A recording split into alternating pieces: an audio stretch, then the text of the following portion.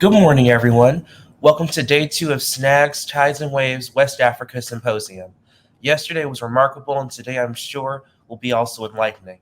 We are going to jump into our programming for the day, which is going to start with a program titled Exploring Education.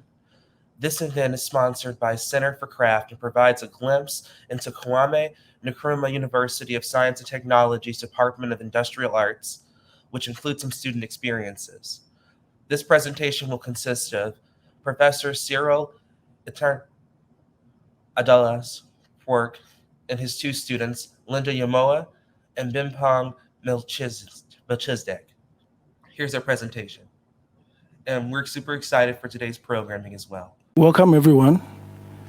I'm honored to join you on this special edition of Tides and Waves West Africa and to present to you on the theme Exploring Education.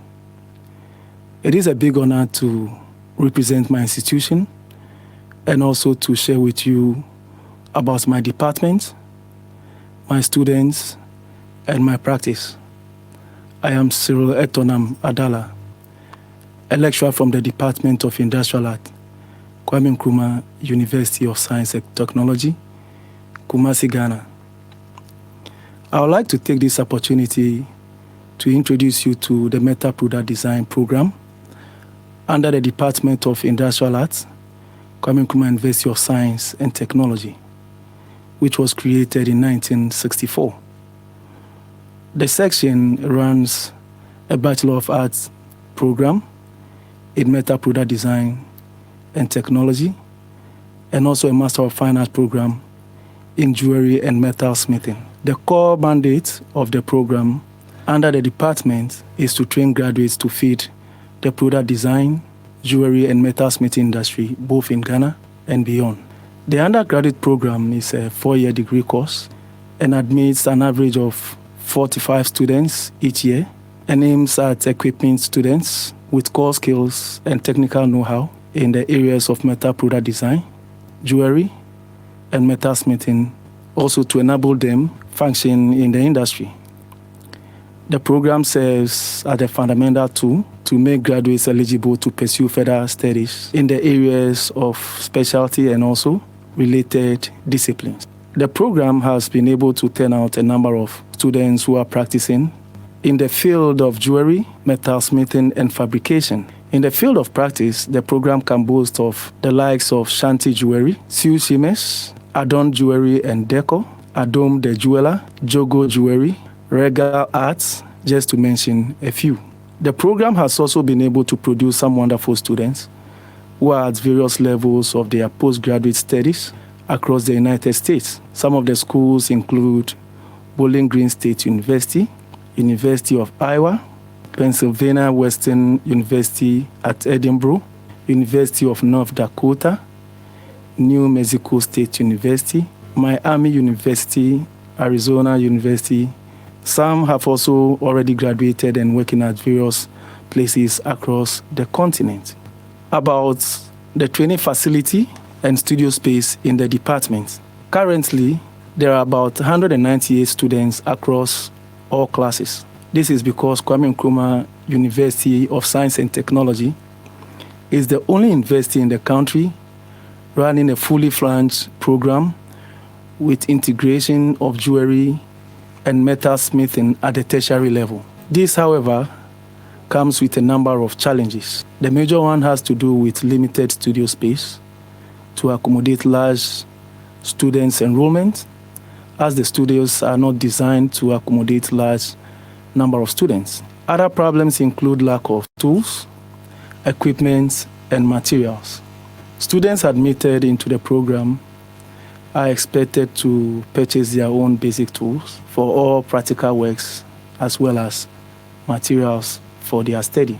The department, however, has a few tools which are just not enough. Currently, the whole program, with about 198 students, operates on only one flexi shaft, one partially working rolling mill, and one heating and annealing station, with no kiln for any form of furnace work, and also no casting equipment. This brings a lot of challenges in the teaching and supervision of students during work, leading to the need for students to run shifts with studio space for practical works.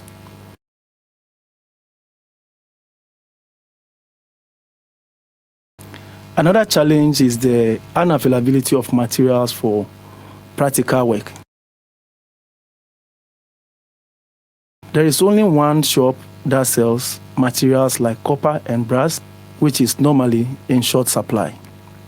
This means that students sometimes will have to rely on scrap materials to complete their projects. With these numerous challenges, it becomes necessary to look at more innovative ways for teaching.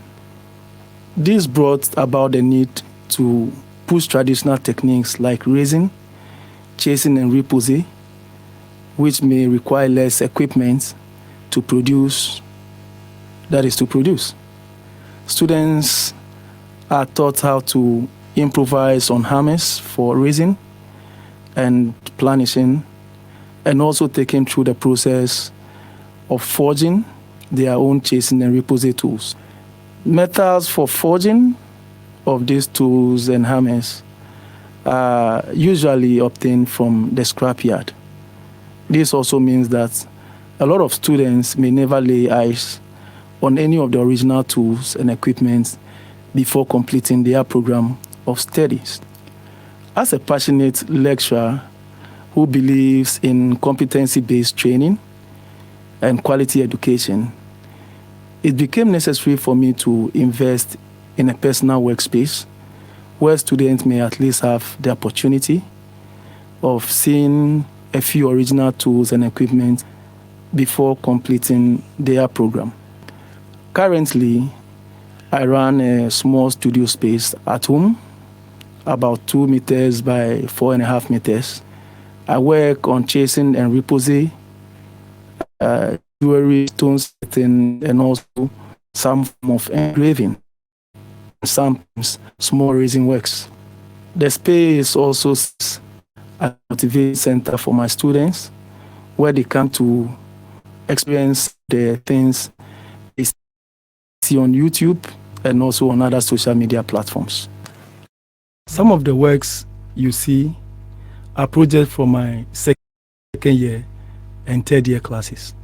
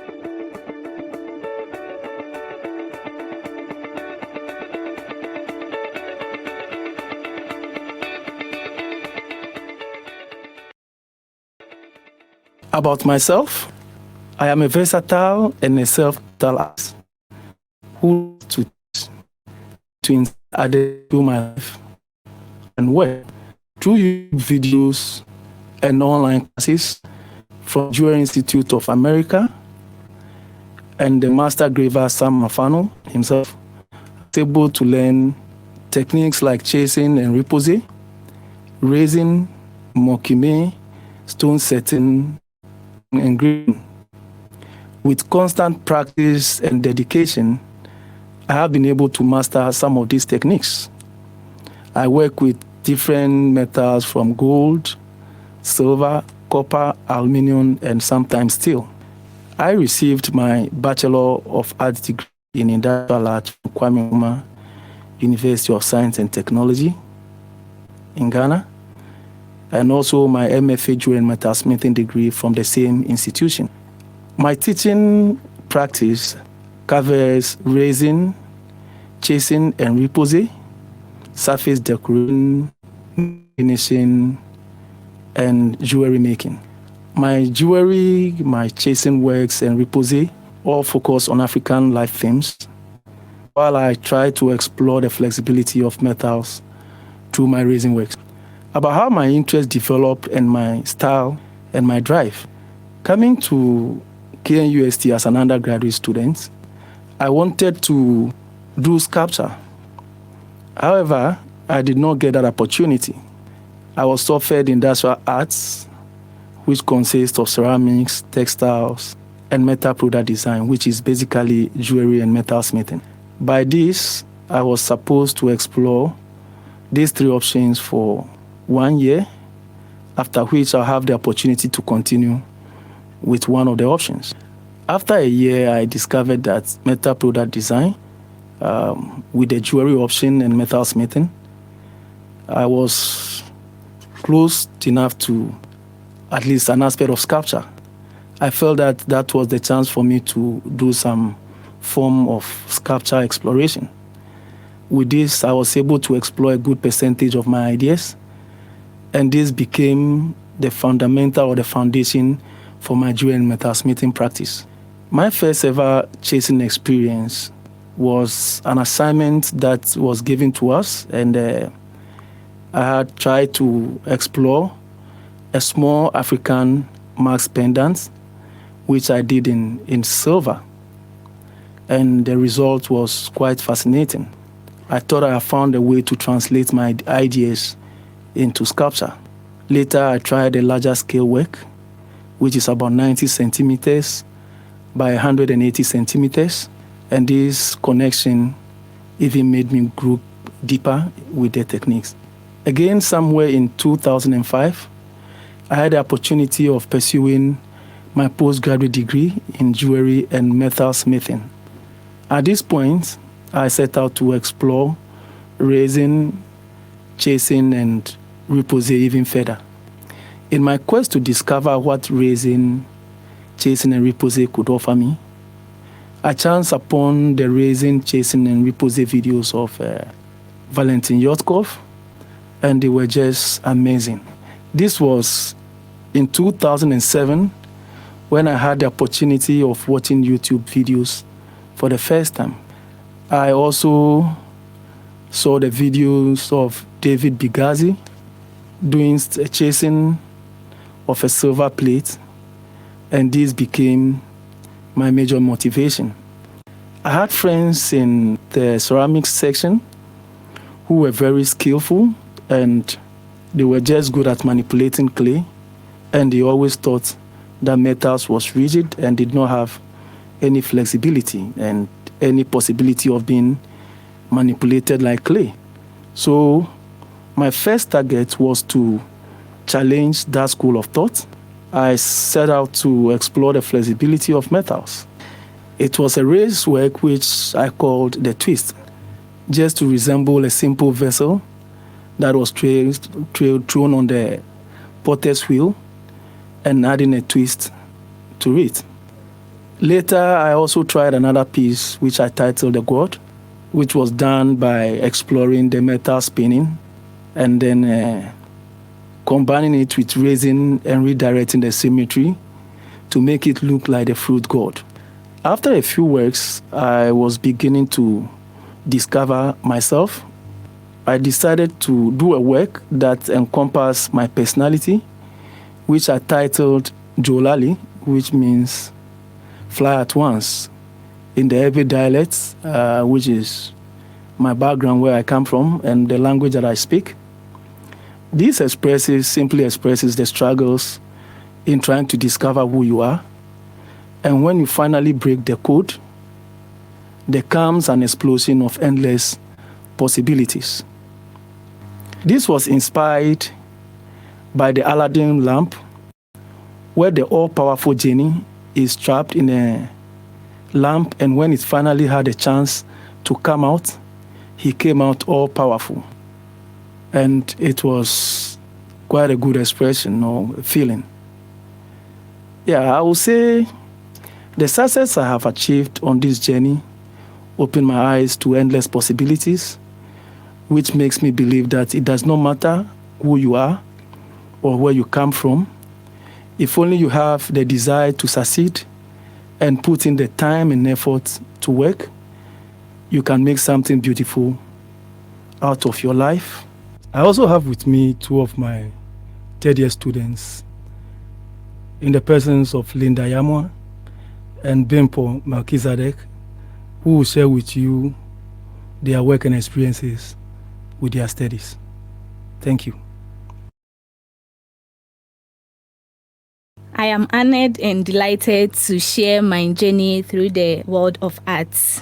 I am Yamoah Linda, a third-year undergraduate metal product design student from the Department of Industrial Arts, Nkrumah University of Science and Technology. I am a passionate and a proud art student hailing from Kumasi, Ghana. From infancy, I have been captivated by the world of arts and would love to explore different mediums in expressing my creativity. Every artist has their unique way of defining what art is, but I see art as my way of communicating and connecting with others at different levels. My dedication and love for artworks, most especially the excitement I get when it comes to practical works during my high school, caught the attention of my high school teachers and my grandfather. These people encouraged me to pursue my dreams in the field of arts. My search for an arts program with wide range of artistic possibilities that can help me connect and convey my thoughts to the world marked the beginning of my path to the university and led to the discovery of metal product design program, which is jewelry and metal smithing, where I am currently enrolled and developing my skills and broadening my artistic perspective.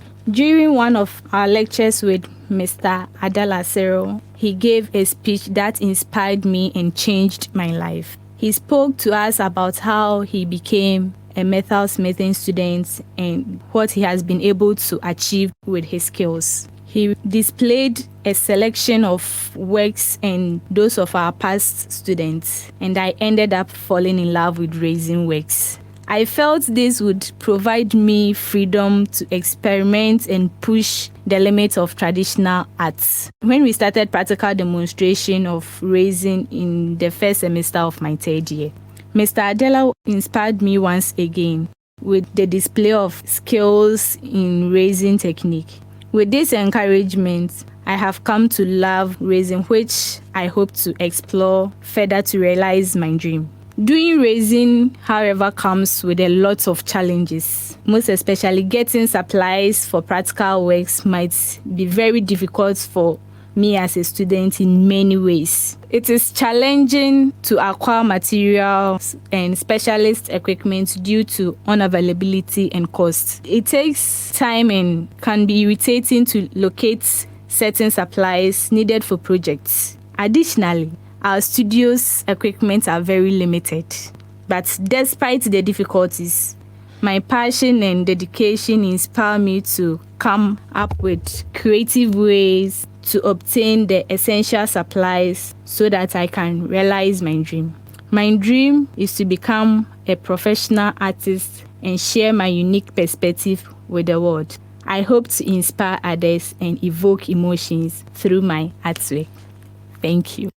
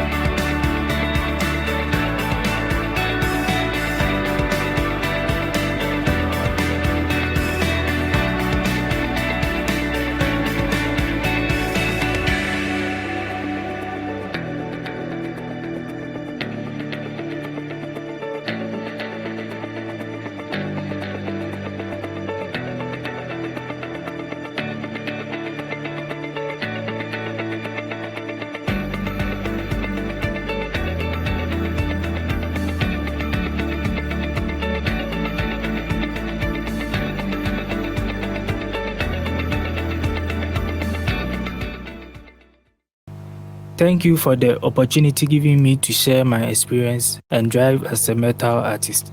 My name is Bempong Melchizedek. I am a third-year undergraduate student of metal product design within the Department of Industrial Arts, KNUST, which is Kwame Nkrumah University of Science and Technology in Kumasi, Ghana. I have been passionate about art since I was young. My passion motivated me to pursue art in high school, where I became connected to relief and three-dimensional works during sculpture classes. In high school, I was one of the best art students, which also encouraged me to further my education in the field of art. So after graduating from high school, I worked near the Department of Industrial Arts Studio on KNUST campus, which exposed me to the programs there, especially metal product design. During my first year in the university, I had the chance to take part in sculpture classes again. This became the connection point when, in my second year, I was introduced to chasing, and in the third year, we posed with motivation and inspiration from my lecturer, Mr. Cyril Adala. I am also inspired by tradition and nature as an artist, and that is what I explore in my chasing and repose works. With this inspiration, I would have loved to explore more on these techniques. However, the unavailability of materials and cost of purchasing makes it difficult to obtain sheet metal for practice. Another problem has to do with tools and equipment because most hand tools have to be improvised. These obstacles, however, do not hinder my hard work to explore and develop my skills. With my passion in art, there is no doubt my artistic journey will continue to inspire others. Thank you.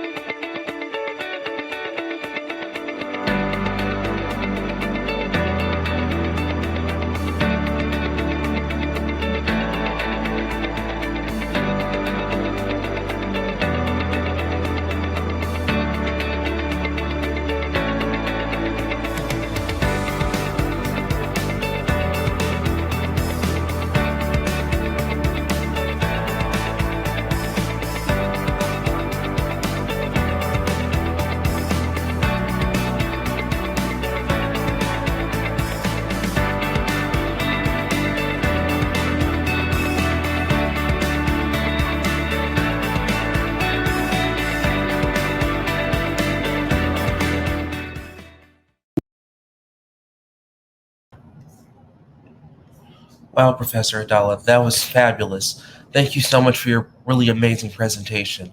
It was great to see the tenacity and the really powerful, moving work that your students create. Thank you so much. Following this presentation that we just saw, there's going to be a session, or a discussion in sessions rather, with Professor Adala for the next 20 or 30 minutes or so. So please, you all feel free to jump on over to sessions. It's again located on the left side of your tab underneath stage. And when you click on sessions, you'll see a session pop up to talk with Professor Adala about his work. Thank you so much again. Thank y'all so much. And we'll be joining back here after Professor Adala's talk. There'll be a break, and then we'll follow up with another program. Thank you so much. There he is. There he is. Hello. Yeah, can you hear me? Yes. Can you hear? Okay, that's good. That's good. That's good. I want to be sure that my microphone is speaking today. Yes, it's better. It's better than yesterday. Yes, yesterday the connection was really bad, so yes, I had to relocate myself today. Do you have bandwidth there? I know. Well, where Mazzy's in Nigeria, so obviously, yes. Hello. Was not good yesterday. Yeah. It's still raining here after days of rain. Oh, okay. But it's okay over there? Yes, it's much. Hey! Ajwa, how are you? I'm good. Good. I'm happy you're able to join. Yeah, I saw it. I was like, oh, I know him. I joined. Good. Yeah, Ajwa is one of my past students. Yes, and she is in the United States. I was in Bowling Green with Tom Muir. Right? Yeah, he's a very good person too. Yes. Mm-hmm. I think he's here. I saw him. Yeah, I saw that he liked the comments I made. Yes. Yeah. And you're doing your PhD now? Yeah, I'm in my final year. Hopefully, yeah. That's so exciting. It is okay. It's a little bit scary, but we pulled through. So I'm currently going to propose hopefully next month, and then I start collecting my data. So amazing. I have to switch a little bit from art to leadership. So well, art needs leadership too. Exactly. But everything I write about is related to what I'm doing. So it still has the link, and everybody is sometimes like amazed at how I'm able to incorporate it, or how metals is able to get to this level from a flat stage to a 3-dimensional stage, or how you're able to express yourself. So it's pretty interesting to realize that people don't even know what it's all about. Yeah, definitely. It's an important part of what we do. It's helping educate people about what we do. Yeah. They know that metal is a leader. The hammer is a leader in the metal. So that's one thing that we know. So, but he helped me. When I finished, I almost came down, and he said, "No, just stay and finish, do your PhD before." So he's my push. He's my rock. So I'm happy he's here. Yeah, what a great presentation. Yes. It was so wonderful to see the school and all the amazing student work. I had a question, Cyril, about the second year students, the black framed pieces. Yes. What is the technique that they're doing there? Yeah, so with the second years, one of the things I introduced them to is they get these scrap materials, and then they create textures, and out of the textures, they are able to create some images. And so you compose any image that you want, and then we get all these scrap materials. We use different forms of textures, from hammer textures to stamp textures, roll prints, and all form of textures. So whatever we are able to lay hands to create textures, we take advantage. And at the end of the day, you you cut out your textured pieces to create something interesting. So that's all those pictures, all those images are actually from Are they textured mounted on pieces wood? of aluminum, copper, and then brass. Yeah. And then oh yeah, go ahead, Munya. We're asking the same question.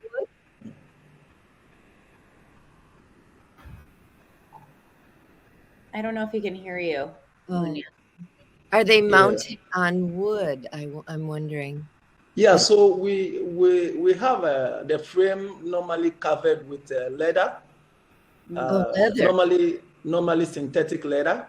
And then so when you cut the pieces, you get normally we have different type of adhesives that we try out, and then you try and then you glue it onto the surface, and we make sure we frame it with glass as a way of holding it back onto the leather, because if you don't do that with time, leather and metal, it just can't bond. So if you don't find a way of securing it with time, it falls off. So we make sure it is framed in glass just as a way of holding it in place. So that's one of the just ways. Normally, that is one of the starting exercises to draw their interest into the metal workspace. Yeah. So those are actually beginner works for my second years. Thank you. Thank you too. Yeah, what a great way to introduce them to texture and cutting and composing a composition. Yeah. So normally they do that as their first work, and then their second major work is the chasing. So they are also introduced to that is flat chasing, where they just have to they get a piece of material, they mount their designs on the plates, put it on wood, and then they chase it out.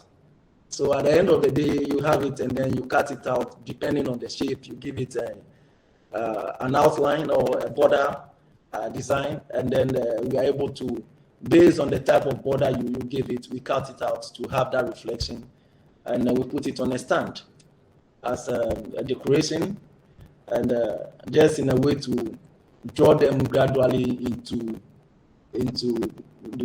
the creative aspect of the metalwork. And then when they get to third year, that is when I introduce them to repoussé. Because in second year, because they are beginners, I just introduce them to flat chasing.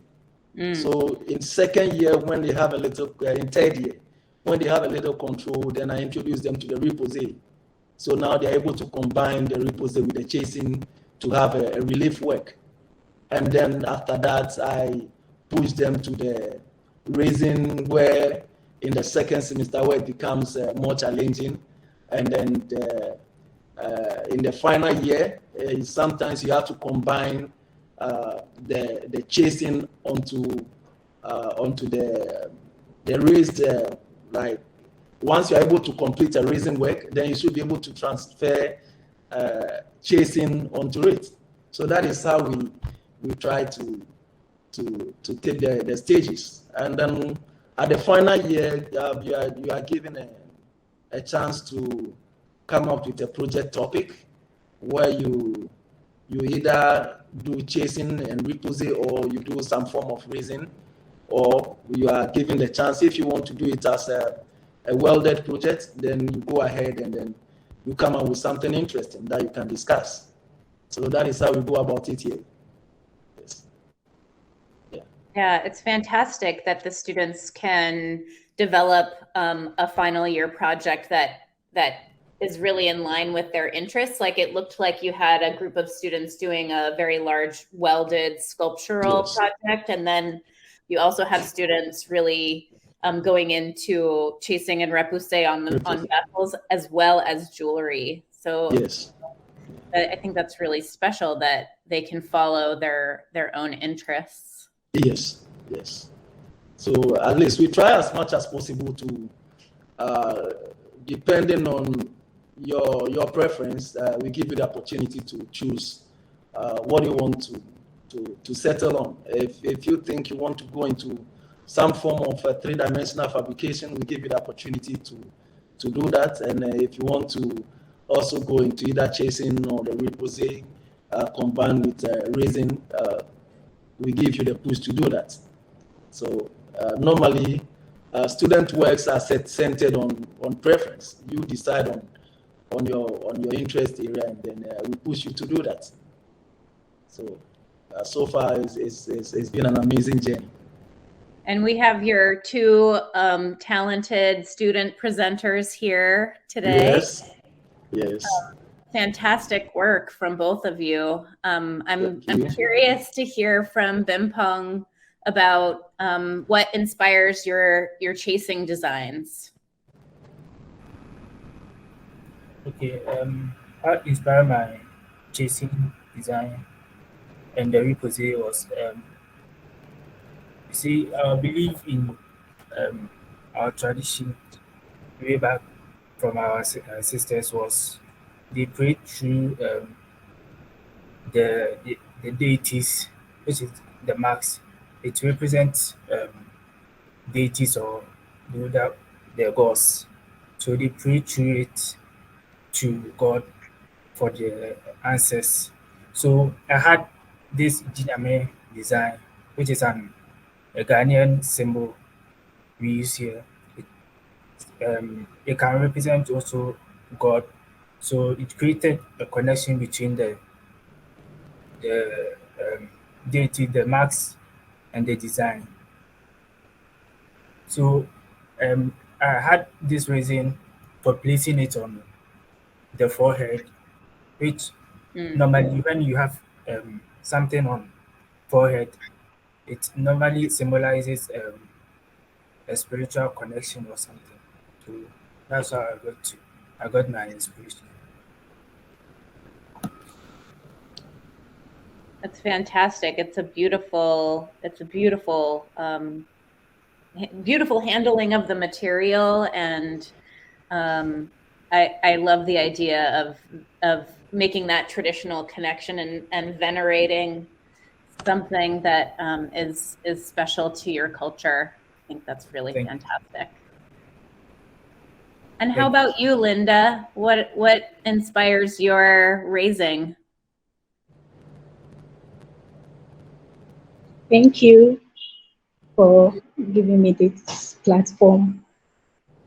What actually inspires my raising is, okay, the work I did was about life, currently what people are going through. You see, the work has these lines, curved lines on it. So, and some parts comes out, some sinks in. So where it comes out, you see, life actually doesn't give you a smooth road. It has its own ups and downs. So where it comes out, people tells us where life has given us a smooth road, and where it sinks in represents where life pushes us into a tight corner. So that's what actually inspired me to come up with that work. Thank you.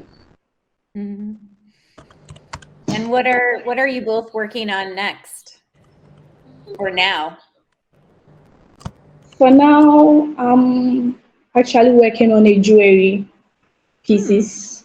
Yeah, I'm on a jewelry work.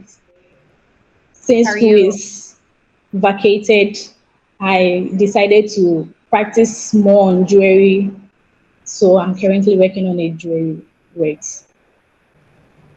Are you using your raising skills in your jewelry? Are you making smaller raised forms for your jewelry, or a different technique?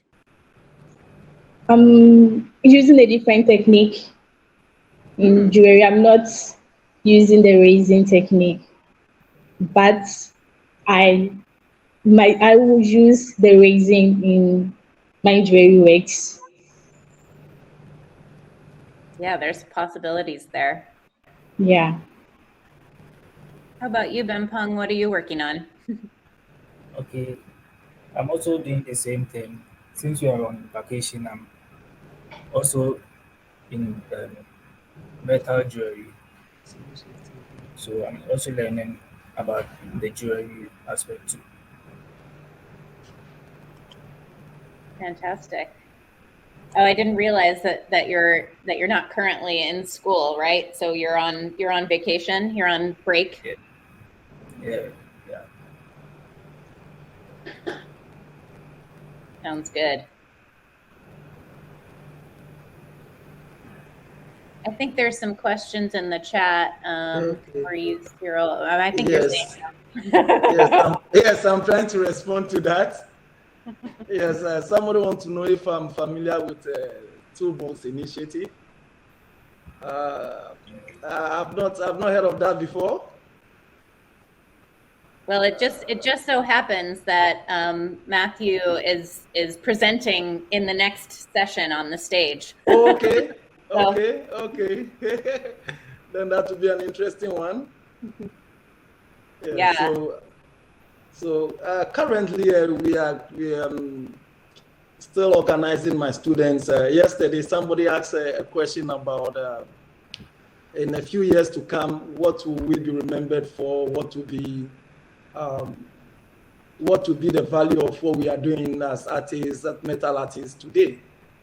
You know, I've always believed that metal holds a very important place in this our generation. Sometimes, if you follow some of these archaeological findings, you realize that metal works have been able to be preserved for centuries. So my understanding is that I come from a place where, growing up, you know, we live in clusters, families.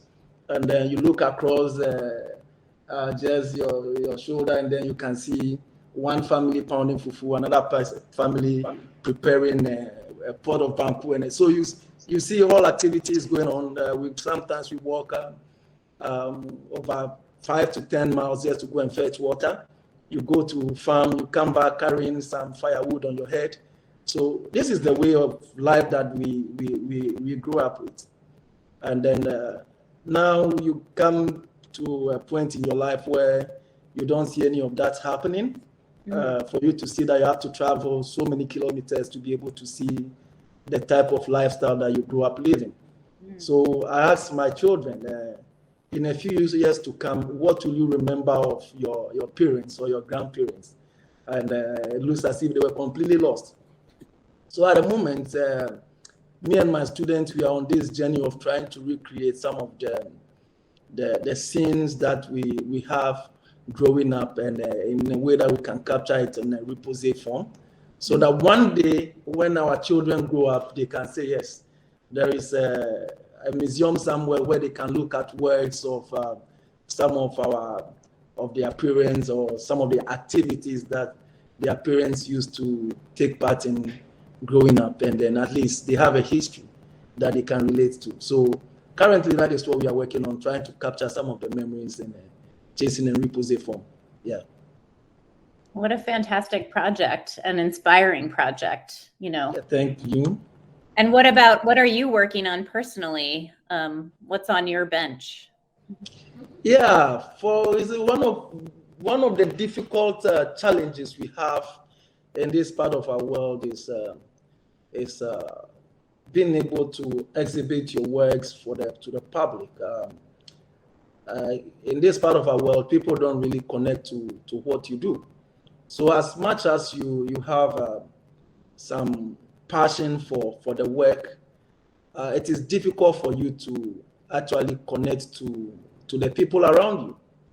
So normally, I work on contract basis, where people, commission basis, where people give a commission. They want you to do something for them, and so I work from fabricated pieces to jewelry to resin, normally on commission works. As I'm speaking, I have quite a number of jewelry pieces, normally stone setting works that I do for people, because in this part of our world, the first thing is survival. You must first survive.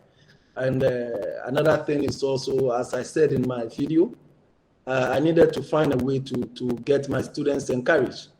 Sometimes you get to the classroom and there's not a single tool for you to be able to teach, to express yourself. So in some way, you must come up with something to teach. So one of the ways that I'm able to do that is to get commissioned work, which is mostly jewelry based, and then I'm able to raise some funds to buy some equipment so that when I go to the class to teach, at least I have something to show to my students. I remember the first time I had to show them the red German peach, which I had to import from the United States, and then they were all shocked that there is something that is as simple as a peach that you can use for repose work, and then we have to use asphalt mixed with POP and experimenting with different textures to be able to do repose work. It's quite challenging here. But then once in a while, I had to import something to show to them that yes, it might be challenging here, but then if you're able to work and then you put yourself out there, it may get easier. Sometimes we had to go to the scrapyard, get some of the car parts to even come and do raising, then chasing hammers. So it's been quite a challenging one for us. But then normally I try to get as much as I can, get some funding, personal funding that I can use to secure some equipment for my students, at least something that they can relate to, so that when one day they get the chance to start on their own, they know that at least there are some equipment there that can help, not necessarily the improvised stuff that you have to use. So that is, so I keep working on different stuff. At the moment, I'm working on a few raising stuff that, as I said, we want to try and see how we can capture some of the ideas from, for instance, some of the pots that we used to cook in. You know, we growing up, we used to cook on these Edinburgh pots, and sometimes you go to the farm and then everybody will sit around. You have a squat, you squat around these plantain leaves, and we eat as a big family. But then, in a way, growing up, all these things they are getting lost. So I'm trying to see how I can capture some of these ideas in metal, and then get them to at least exhibit. But then it's a long journey because the problem is about funding. So here it takes a lot of time to be able to produce something, especially for the purpose of showcasing to the world, if not for commission. Yeah.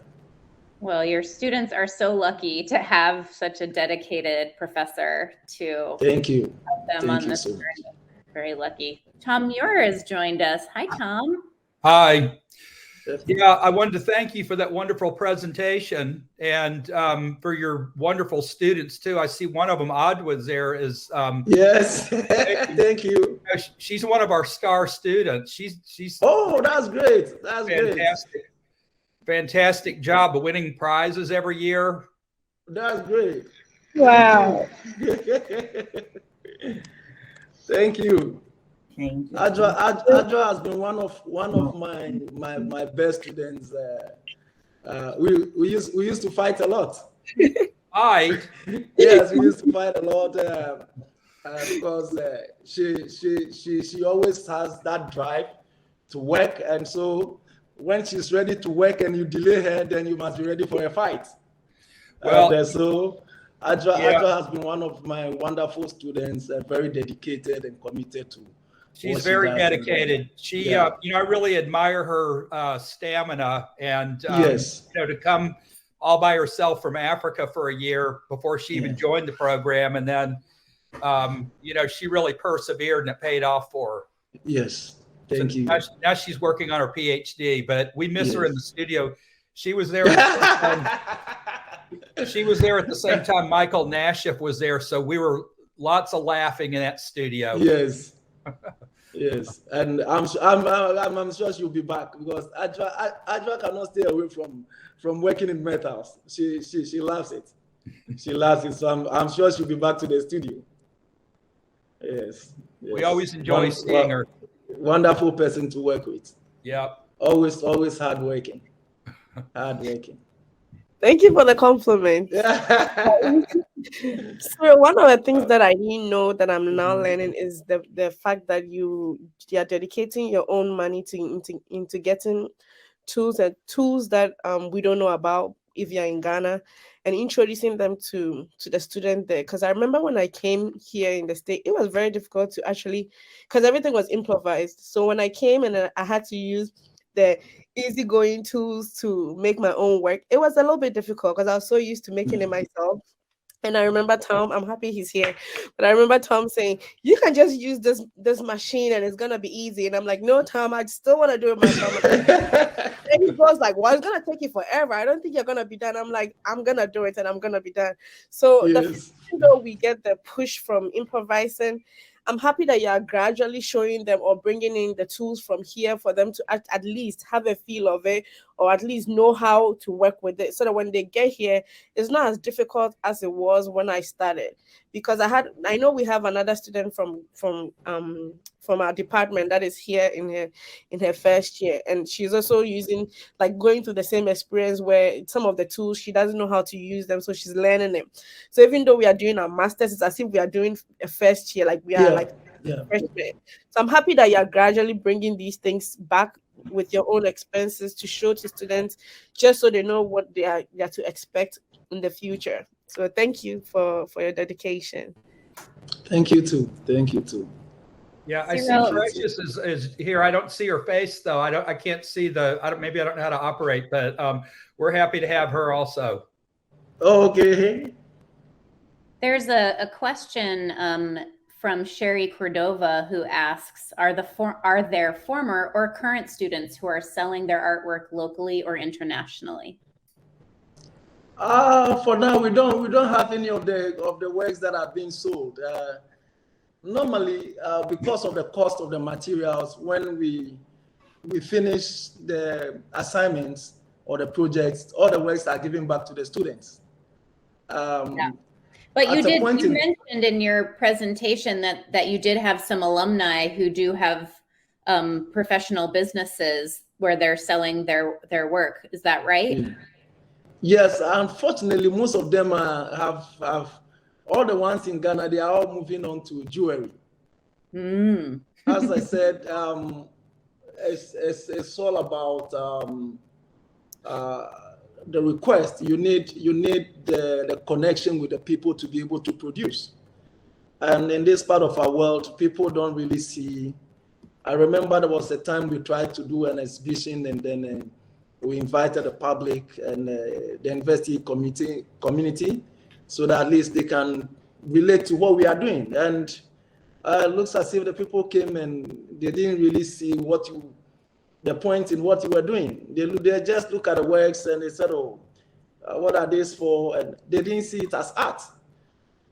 So it's difficult to be able to work and then push the boundaries in our part of the world. So most of the time, as though they have the skills, they finish, and then it's survival first. So they move into the area of jewelry. As Linda talked about the work, she has a passion for raising, but then at the moment she still has to learn some jewelry, so that alongside the raising, she will still have to find a way to survive. So that is the major challenge we have in this part of our country, because whatever is the case, you must survive first before you can organize yourself to put your works out there. So that has been the challenge. A number of people are doing some works. Sometimes I have some of my past students, they send me a few works, but then mostly when they finish, they organize it, and then when they have the chance to travel outside, they carry it along, and then they end up selling it outside. So at the moment, we don't really have any galleries that are hosting any of our works, or any shop that is interested in showcasing our works. So that has been the challenge. So normally it's based on commission. Somebody commissions you, then you do it, and then that is it. Okay, so I'm going to speak a little bit from from being here and having both perspective. So Kwame Nkrumah University, like he said, is the only school that has jewelry metal smithing. But being here, there are so many universities that have that. So there's competitions, and then they also have shows that allow students to explore or exhibit their works. But we only have one school. So if you're going to exhibit, it's only in one school. So pretty much students are not able to share what they have. But exhibitions back home too. If I wasn't here, I wouldn't have known that there were like you could actually exhibit your works. So being here has also taught me so many things. So he realizing that okay, students can actually, I don't even know if students in Ghana can also apply for exhibitions from here. But if it's allowed, then he needs to get links because sometimes Tom Muir would be the one to tell us at the beginning of the semester, oh, there's this exhibition coming up, there's this show, there's this, that, and then we apply for it. So if he has the links, I think it will help him to showcase his students' works to them, or to give the students like a first-hand information that this show is coming up, is internationally, so you guys can apply. And also the equipment, even to take pictures, is very difficult. So you can even tell that even though he's trying his best to get good pictures or good camera quality to explore the works that they've done, you can't even really like the equipment here is so like in BG, we can just go rent a camera, and then there's the studio where you can actually take pictures. Everything is paid for and everything is there. In tech, it's not like that. So to even get good works where you can even compete with students from here, it's gonna be difficult. Yeah. I mean, maybe we need to do a SNAG show just for tech. That would be great. That would be great. And in fact, at the moment, I still have a number of my students who are in the US, and then I'm sure a number of them will also be listening. And maybe one day I will just get some of them all over US, and then some of them here, and then we can give you a presentation on their experience, especially the transition of what they used to be in Ghana and how they are, for instance, what Glover talked about yesterday. Glover's experience in Ghana and how the experience, how the relation in America has changed his life, and how he's now able to move even from the normal practice into the digital world. That is something that we don't really have here. If you want to print something in 3D, is even for you to get a shop that can give you a 3D printout is a big problem.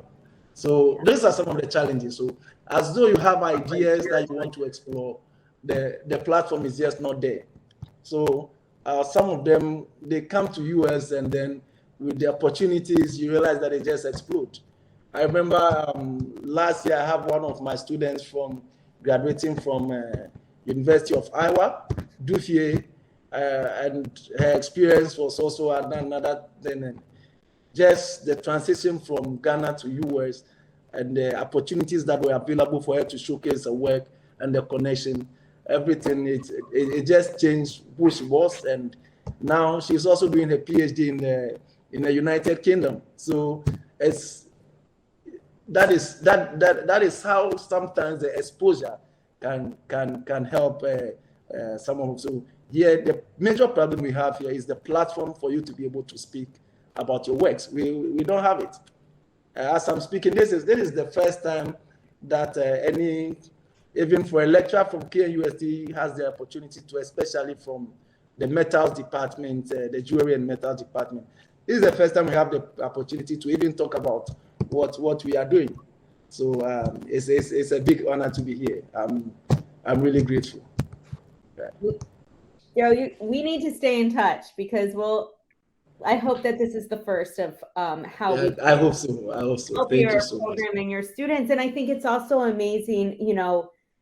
What your presentation and what you've been talking about is so much about what you're doing for the students coming through your program, but then you have this other really important role of what you're doing, where you're then helping your students to go on, and you're connecting them and giving them that exposure to get all of these opportunities, that they're coming here. And that's a whole other level. of what you're contributing as an educator, that it's amazing. And thank you. Thank you. It's Thank you.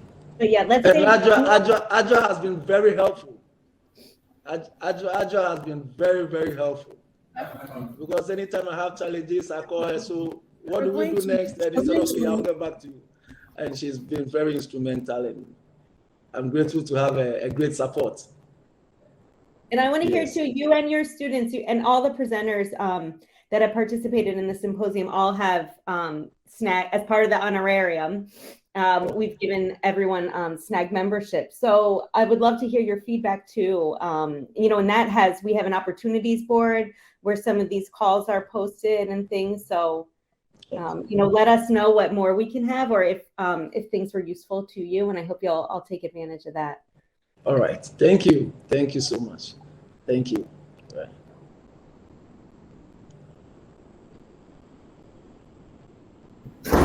Questions? I know that was like I think we have 10 minutes. Okay. Sorry, my name is Adesodan Principal, and I think I missed out on most of your presentation, but I did get to see some of the work, and I thought, wow, incredible.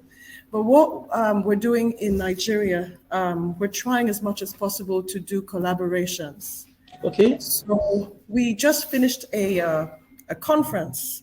Okay. And we had people participating from a lot of other African countries.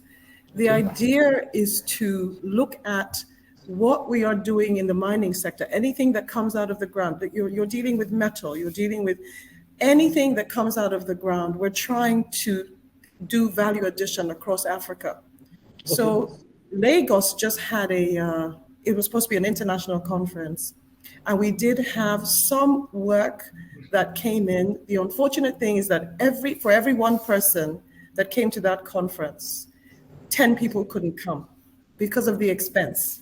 Yes. So yes. We're looking to now start working on our 2024. If we know we have people in Ghana, you're not too far. People came from Zambia, they came from Ethiopia. We want your work to be shown internationally. We are trying to get as many people as possible interested in our work, and together we can make this happen. When we're trying to do it individually, it's a little harder because people are difficult. Yes, but if you have friends and colleagues outside of your country, not too far, we're saying come and showcase your work. We're going to be working all year to push so that we can showcase and trump up support for this kind of work. And it's so beautiful that I think it will command respect anywhere in the world. And if they know they can come to one place to purchase, I think if you have that in mind and we start preparing towards a conference like that, you will have opportunities to actually get your work recognized and sold.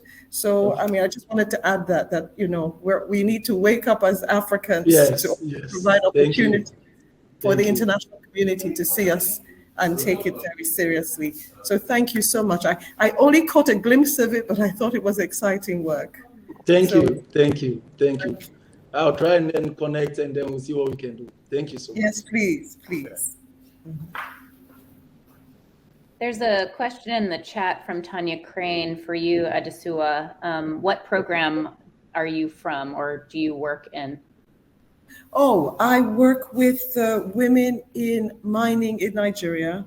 I'm actually having, we just finished our program, so it was a very difficult time for me to put anything together.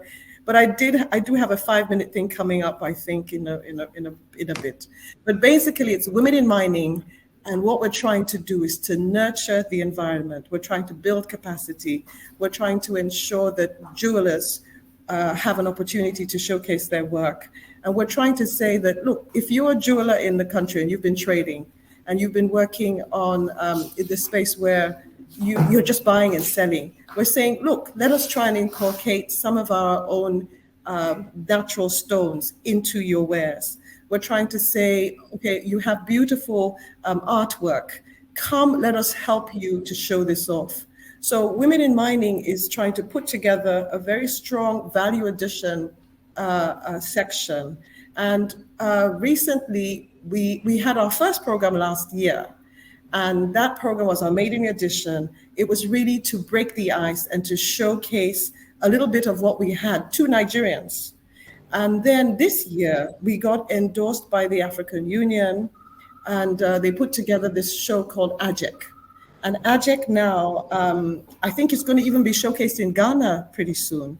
I think they picked 5 countries, but Nigeria's was just yesterday. We had it for 3 days, and we were quite excited about the response. We are attracting people from all over the world, and that's to say, in a very small way, but we're hoping by next year, we have all year to work to make this happen. So I'm from Women in Mining, and value addition section. We're trying to work with the, it's called the African Mining Vision. And that African Mining Vision is to start producing more so locally, we can't solve all the problems that the mining sector has, but we can start to ensure that we, as women in mining, provide a safe place for responsible sourcing of the items. So the idea is to encourage the whole stream from the mines to the market, and anybody who is utilizing any of those materials are welcome to our one annual event. Okay. And we're trying to collaborate as much as possible with different countries all over Africa, so that what is happening in Istanbul or what is happening in Dubai, or we can start having it at least once a year and attract the international community. So our brothers and sisters in Ghana, please, we're hoping to come to your country, and we're hoping that you will come to ours. So thank you. Thank you. And here's Matthew. We were talking about the Toolbox Initiative earlier. So here everyone has been brought together.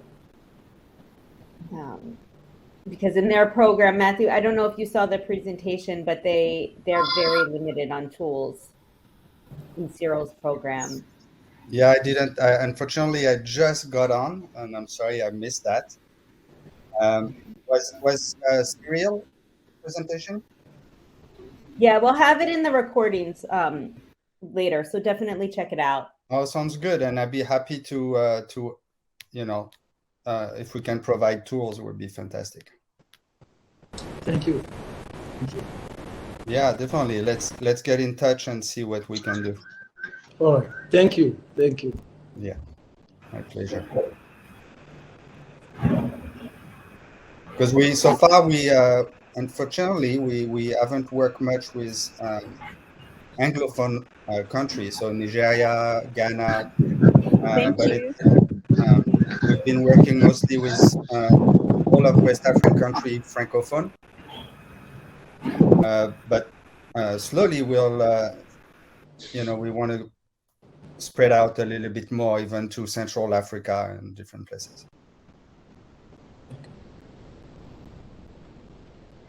So yeah, let's get in touch after the symposium, and we can see how we can help.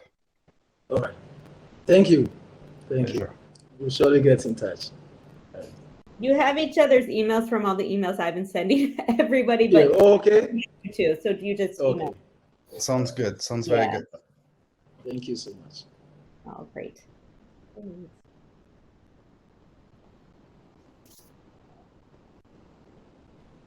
If anybody has any other questions, you can pop them in the chat and I'll ask, or you can just pop on. Yeah, I think we're about wrapping up. So now's your chance. It's your moment. In. Well, Cyril, thank you so much. That was wonderful to hear you speak and see all those images, and maybe get to know you a little bit more as a person, seeing you live. Thank you. Thank you. Thank you so much. Thank you. And thanks so much for the opportunity. And thank you, brother, for the great assistance. We really appreciate it. Right. And thank everybody. It's been wonderful being here and then talking to all of you. Thank you. We're honored to have you and your students. Yeah. Thank you. Great. And let's definitely stay in touch, please.